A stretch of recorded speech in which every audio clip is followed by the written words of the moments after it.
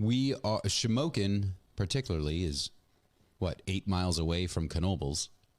It's a free Disney. It's free entry to Disney World. I don't want to talk about Disney right now. Sorry.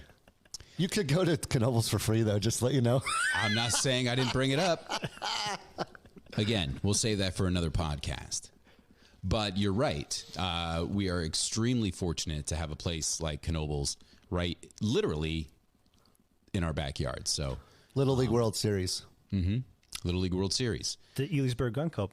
You beat me to it. That's a good one. Yeah. AOAA, what is it? Again, reiterate what AOAA is. The Anthracite Outdoor Adventure Area. Yep. ATVs, Jeeps. They have the Jeep National Jamborees up there every year. They have people coming in with $80,000 trailers from New Jersey coming to the AOAA. The problem is there's no hotels. Yeah, but we could chop on that in a little bit. Sure, would be nice if we had a hotel. How Keep about them in the town? How about Centralia? That's gone, right? I mean, it is gone. It's been gone for a long time. But I think there's 4 houses there. Yep. But like the graffiti road. Yeah, they buried it. Buried it like 2 or 3 years ago. Can you still go there and see like the area or no? You can still go. I mean, they kind of clamp down on trespassing, but you can still go there and wander around and see what it used to be. You see the grid layout, and it's amazing to hear the people who know about it, and also all the people who don't know about it. They think you're making it up. Mm-hmm. How about the Susquehanna River? That's a huge attraction. Huge attraction. I might get this wrong. 4th largest river in the country? Sure. Yeah. I think. Yeah. I know it's one of the oldest in the world. Well, I know it wasn't. It might have been last year or the year before. Bassmasters Classic came into Susquehanna River Valley. If you like to fish, it's a great river. Get the smallmouth bass, man. Yeah. It's loaded with them. Catfish, everything, you know. Yeah, Susquehanna River predates the Appalachian Mountains and was on Pangea. He's not just good looking. No, he knows his stuff. This guy. We might have to just cancel. Just give him the podcast. The next, it's just the 3 of us here from here on out. Also, proximity to hospitals. Geisinger. Right? We have Geisinger, fantastic. Saved my life. Evan, yep. I mean, so we do have wonderful hospital care in this area. Again, quality of life, I think, is fantastic. Cost of living. Multiple universities. We have Bloomsburg University, Bucknell University, and Susquehanna University, all within 30-minute drive. Not to mention Luzerne County Community College. Because that's where I went. Yep. But we do have those educational opportunities as well, and for the most part, really good school districts. Penns Creek, best fishing in the country. Penns Creek. Yeah, gotcha. It's Penns Creek. Yeah, no. So some really good trout fishing out of Penns Creek, and we do have access to a lot of great things in the area. It's been talked about for a long time, ever since our friend Andy Twigger brought it up about, putting in some hotels specifically in downtown Shamokin.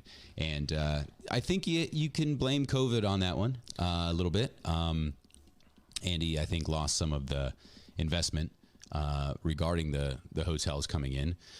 But, I mean, as far as I know, the plan is still there. So I have another one for you guys that, if we want to talk plans and future, opportunities. Do we have any other location related things that we've missed? Not yet. Okay, we can keep going on that. We could circle back. I mean, we could talk about the bowling alley that's coming up. Okay. So the other thing that, where I think there's a huge opportunity is sports tourism.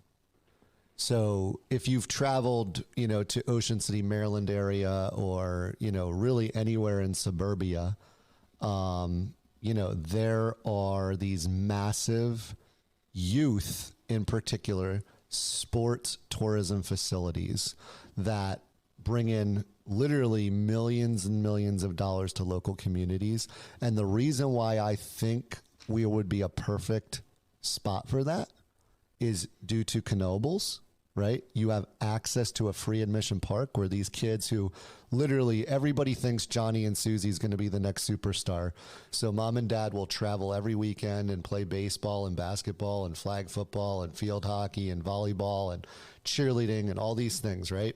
They will travel, but then in between games, you can go ride a roller coaster, right? In between games, like you can't do that everywhere else. So, it's really, really a missed opportunity. And the other thing in the coal region is that people love to compete. We love sports. We have that blue collar attitude, and we have the space to do it. Now, the interesting thing about sports tourism is that when you go to these tournaments, they're mandatory stay and play, which means if you participate, you are required to at least pay for the hotel room, whether you want to stay there or not, right?